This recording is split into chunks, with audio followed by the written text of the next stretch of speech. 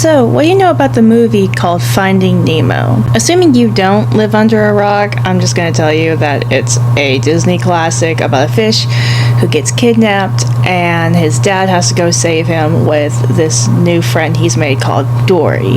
Imagine you take Finding Nemo, you take its heart, its charm, an actual good plot, and you replace it with a plot that's ass. It's really bad, and it's got biblical undertones. That's the thesis of the movie we're gonna talk about today. Hey y'all, my name's Olivia, but you can just call me Ollie, and one of my best friends sent me this meme on Instagram, and right off the bat, I knew I had to watch this movie and make a video about it. So let's dive on in and find Jesus.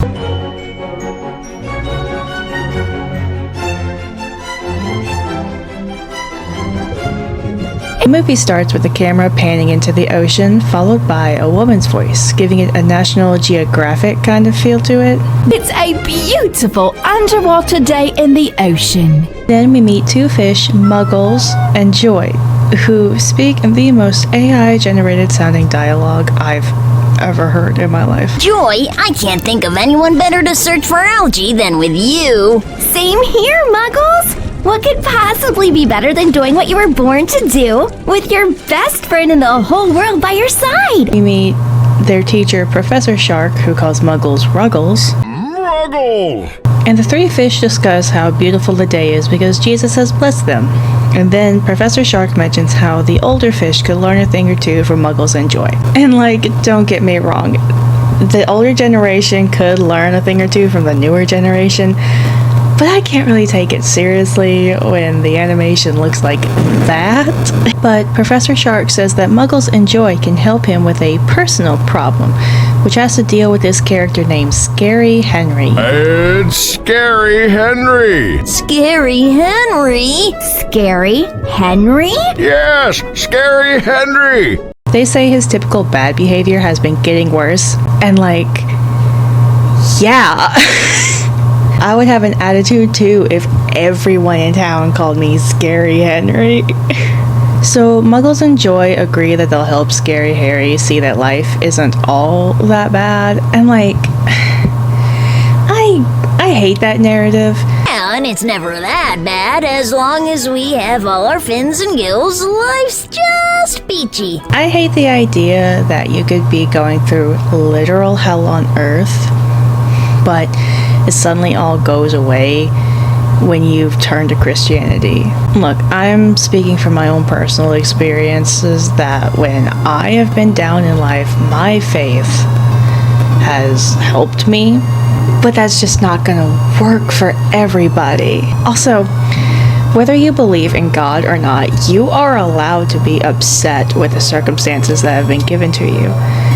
You're allowed to grieve, you're allowed to feel pain, and some jerk coming in and just telling you, well, you haven't devoted enough of your life to God is not, it's not the way you think it is. Some of the most Christ-like people that I have met in my life still suffer from severe depression, and that's not because they haven't devoted themselves to God enough.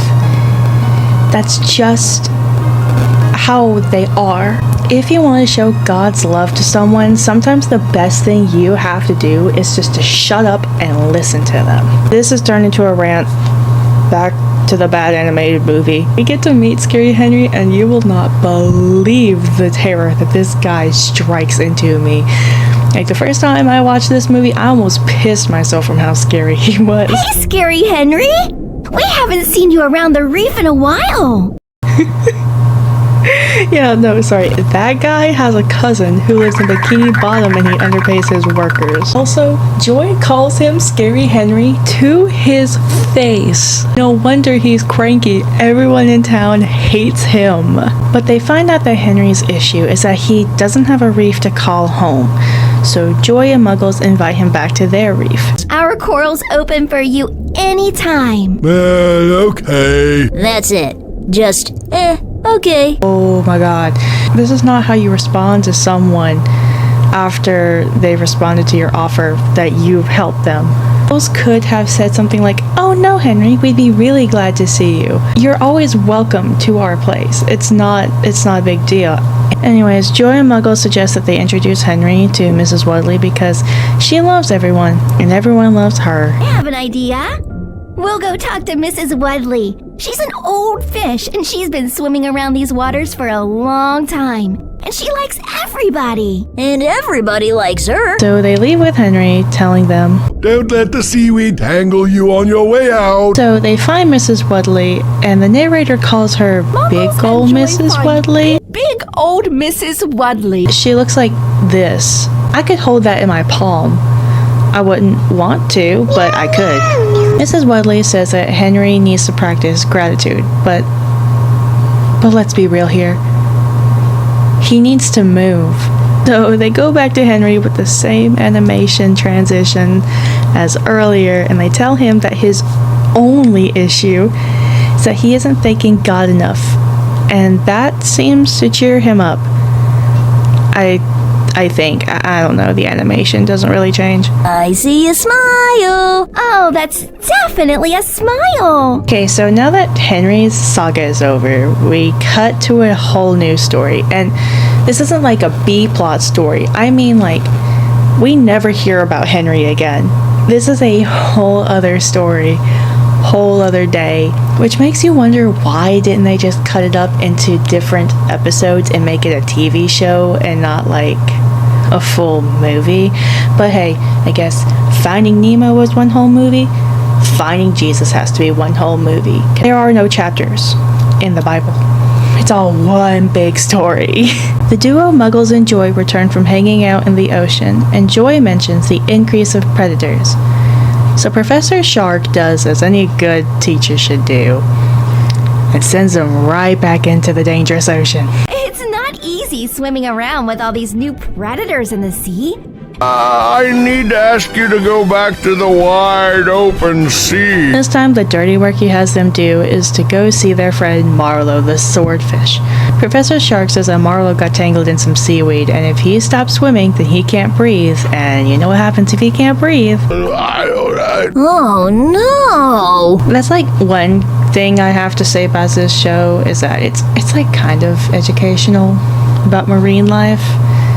Because I had to Google that. I had to Google if swordfish really died whenever they stopped swimming. Turns out, yeah, they do. So, hey, you learn something new every day, I suppose. So, Joy and Muggles are looking for Marlowe. And uh-oh, they lost the sign of his distress signal. However they had it in the first place. I don't know, the movie doesn't really say. But then they meet up with Pickles, who may be the best character in this movie. Look at him.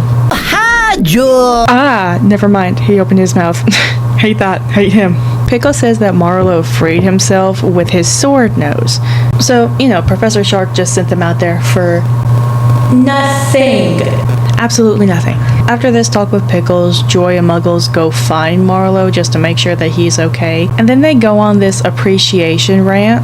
Wow, I've never had friends who risked their lives for me before. I don't know what to say. We appreciate you, Marlowe. And we want to be your friends for a long, long time to come. Marlowe then tells the two little fish that they remind him of Jonathan and David in the Bible. You remind me of David and Jonathan from the Bible. How do the fish know so much about the Bible?